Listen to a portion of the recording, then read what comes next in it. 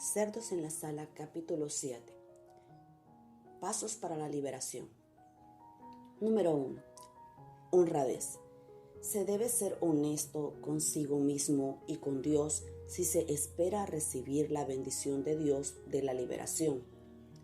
La falta de honestidad mantiene áreas de la vida en tinieblas.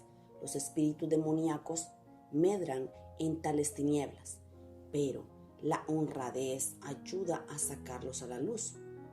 Todo pecado que no se confiese o del cual no haya habido arrepentimiento otorga al demonio un derecho legal para quedarse. Pídale a Dios que le ayude a verse a sí mismo como Él lo ve y a traer a la luz cualquier cosa que no sea del Señor. Mi pecado te declaré y no encubrí mi iniquidad. Dije, confesaré mis transgresiones a Jehová, y tú perdonaste la maldad de mi pecado. Salmo 32, verso 5. Examíname, oh Dios, y conoce mi corazón.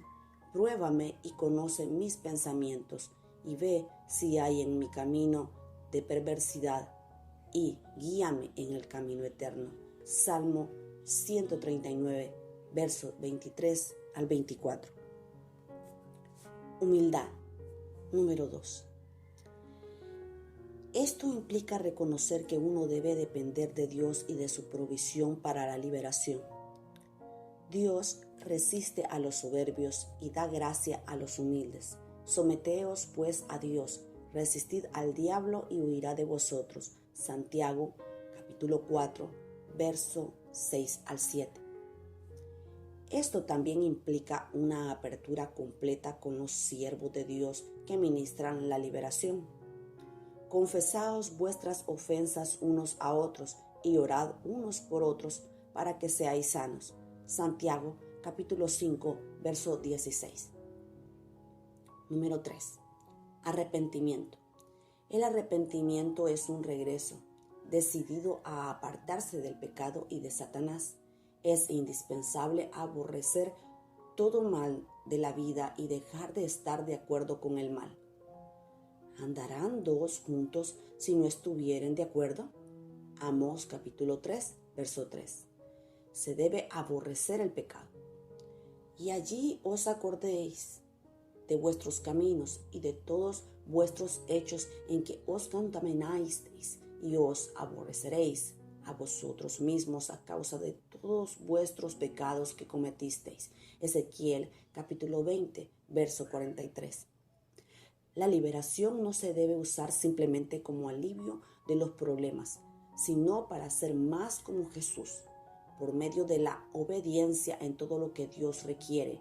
Arrepentimiento es dejar todo aquello que estorba el crecimiento espiritual, el ministerio y el compañerismo. El arrepentimiento necesita una confesión sincera de todos los pecados. Esto quita cualquier derecho a los espíritus demoníacos. 4. Renunciación. La renunciación es dejar el mal. La renunciación es la acción que resulta del arrepentimiento. Al ver Juan el Bautista, que muchos de los fariseos y de los saduceos venían a su bautismo, les decía: generación de víboras, ¿quién os enseñó a huir de la ira venidera? Haced pues frutos dignos de arrepentimiento. Mateo capítulo 3, versos 7 al 8. Producir frutos de arrepentimiento implica más que palabras. Es una demostración de arrepentimiento. Es la prueba que ya se dejaron esos pecados. Por ejemplo, si alguien se arrepiente de la lujuria y de la concupiscencia, es necesario que destruya todo material pornográfico.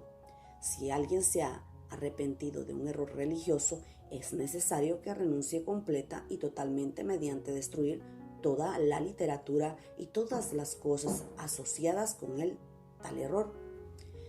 Y a muchos de los que habían creído venían confesando y dando cuenta de sus hechos.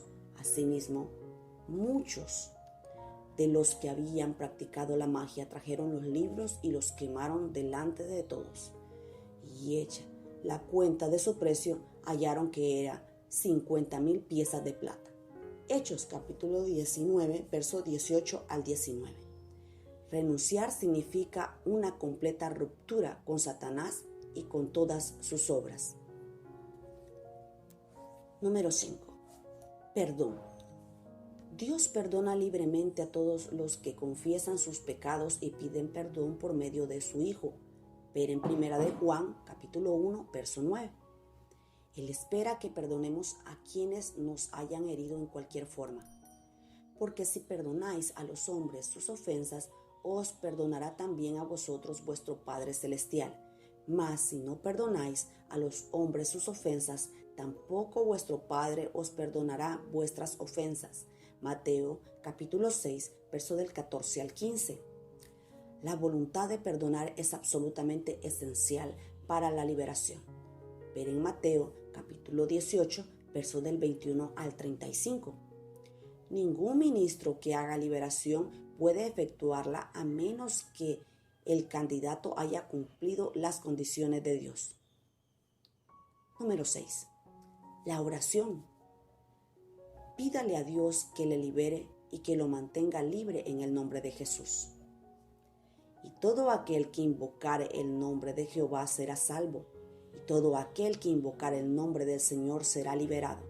Joel capítulo 2, verso 32. Número 7. Guerra. La oración y la batalla son dos actividades separadas y distintas. La oración es hacia Dios y la guerra es hacia el enemigo. Nuestra batalla contra las potestades demoníacas no es carnal, sino espiritual. Véalo en Efesios capítulo 6, verso 12. 2. También en 2 de Corintios capítulo 10, verso del 3 al 5. Es indispensable usar como armas la sumisión a Dios, la sangre del Señor Jesús, la palabra de Dios y el propio testimonio como creyente. Santiago capítulo 4, verso 7, Apocalipsis capítulo 12, verso 11 y Efesios capítulo 6, verso 17. Identifique los espíritus, diríjase a ellos directamente por su nombre y con voz de mando y en fe, ordéneles salir en el nombre de Jesús. Entre en batalla con decisión y seguridad de victoria. Cristo no puede fallar, Él es el libertador. Y estas señales seguirán a los que creen. En mi nombre echarán fuera demonios. Marcos capítulo 16, verso 17. He aquí os doy potestad de hollar serpientes y escorpiones, y sobre toda fuerza del enemigo, y nada os dañará. Lucas 10, verso 19. Jehová, roca mía y castillo mío, y mi libertador. Salmo capítulo 18, verso 2.